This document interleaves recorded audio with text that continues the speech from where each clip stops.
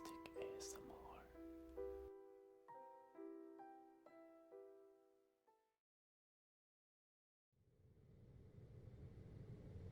Hello? This is Jason. Yes. Yes, I managed to get them out safe and sound.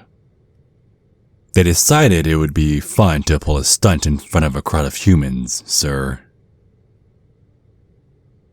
No, there were no casualties, but a human did have one of their arms broken. Yes. Yes, sir. Yes, they have taken their medications and I'm making sure they're drinking their blood packs. Thank you, sir. We'll see you in the morning.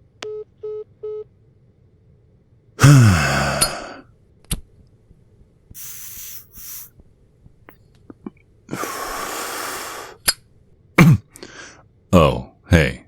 I'm sorry. I thought you would be asleep by now. I just needed to take my mind off a couple of things.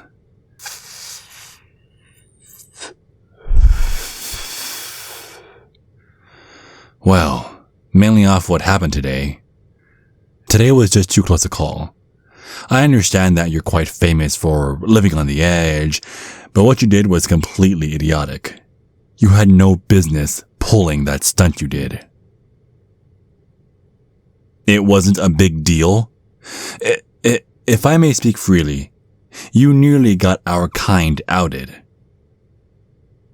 I understand that you're trying to live amongst the humans as an quote-unquote influencer, as the humans call it, which is why your father hired me to babysit you, but nearly getting yourself in trouble with the law was not in the contract. Look, I get it.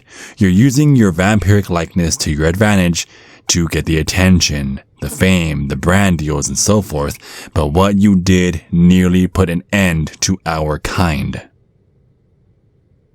Joking or not, telling your fans you would love to, quote, sink your fangs into their neck and keep them as a pet, and then nearly get into a fistfight with one of your fans' partners is not something that a vampire who is trying to hide their identity does. Why do you think I covered your face and had you escorted out by Tom and Jose? Your eyes were slowly becoming all black, and your real fangs were pushing out the fake ones. Yeah, you're always sorry. I just hope they recovered is all.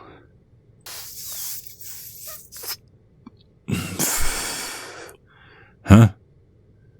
Oh, well.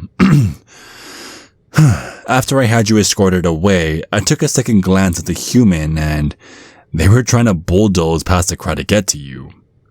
So, I may or may not have taught them a lesson and broken their arm in 18 different places. I was only doing my job. Listen, you've had a long day. You should probably get some rest for tomorrow morning. Don't worry, I'll stay right here by your side. It's not like I have anything better to do with my life.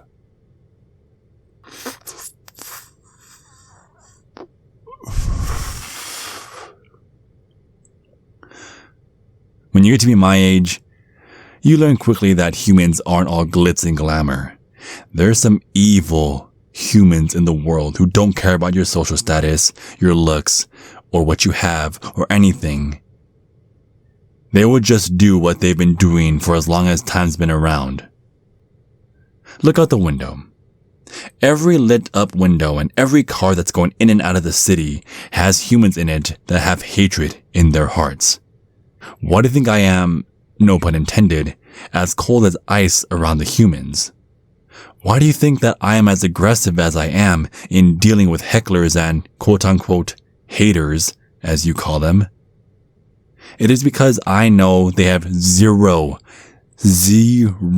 fucking issues hurting someone that so much as looks at them the wrong way.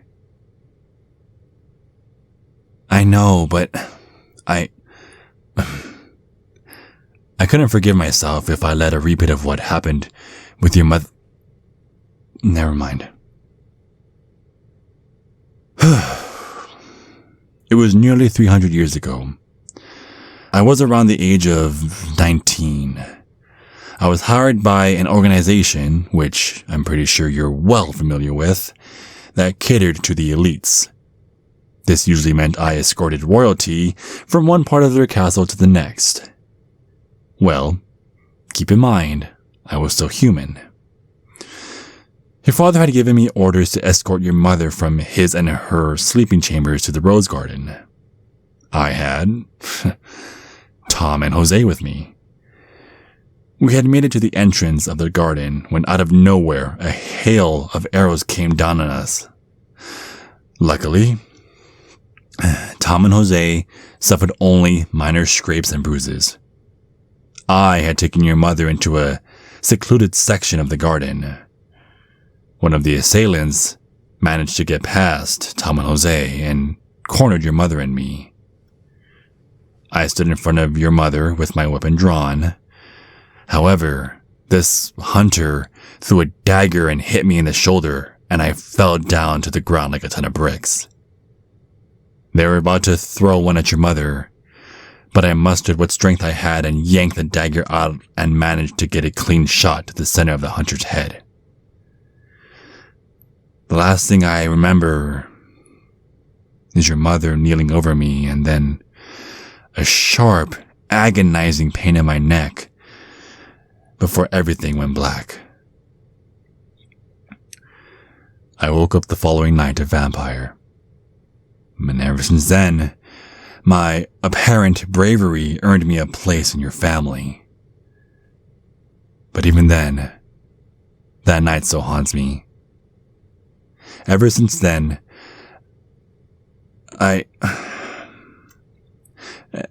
since the day you were born, a sense of dread washed over me.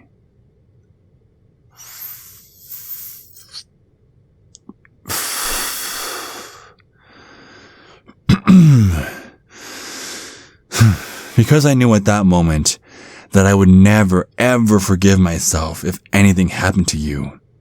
Why do you think I am hesitant to allow you to partake in certain activities? With the inventions of smartphones and smart cameras and smart everything, who knows what the humans are going to be capable of? If our secret ever got out, I don't know if I would have the power to fight off everyone.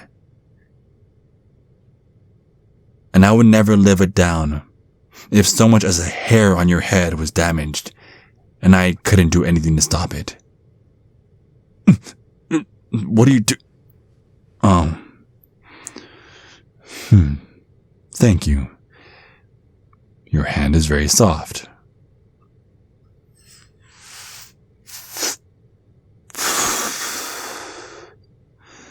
Look, don't get all sappy on me, alright? I was only doing what I'm being paid $30,000 a day for.